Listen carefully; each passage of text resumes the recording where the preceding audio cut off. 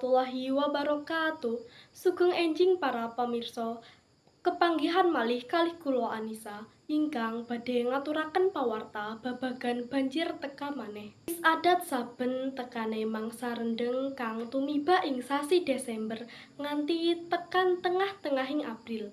Dibarengi karo pawarta-pawarta kang ana gegayutane karo banyu udan, kayata, banjir, angin, lemah longsor lan liya-liyane.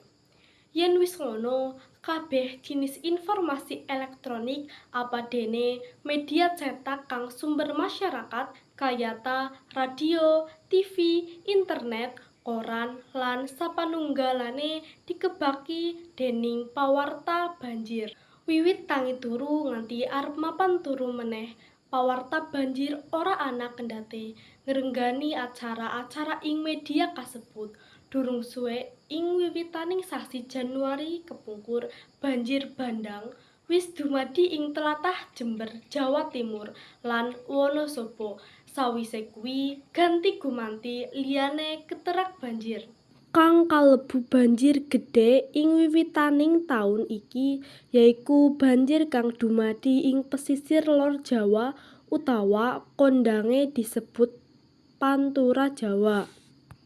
Banjir kang dumadi ing tlatah iki meh rata saka tlatah kulon kang klebu dhaérah Jawa Barat nganti tekan pesisir sisih wétan kang klebu ing dhaérah Jawa Timur.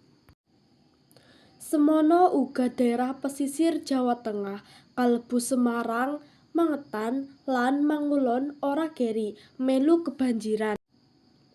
Malah miturut kabar saka media TV lan surat kabar ana tlatah kang keleban nganti suwene seminggu luwih. Amarga ora asat-asat lan udan tetep grejih. Durung maneh longsor lan banjir alik-alikan ing saben tlatah utawa kabupaten mesti ana. Tundhone musibah saka banyu udan wis ora bisa diselaki maneh.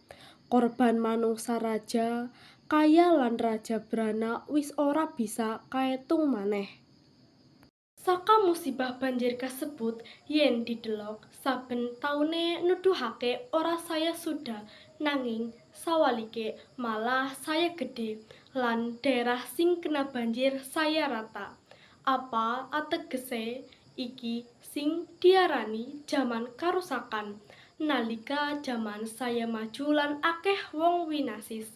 Sewalike alam saya bubrah lan rusak. Endi sing kudu disalahke? Manungsa apa alame? Ingkang saged kula aturaken menawi wonten kelepatan nyuwun pangapunten. Matur suwun. Wassalamualaikum warahmatullahi wabarakatuh.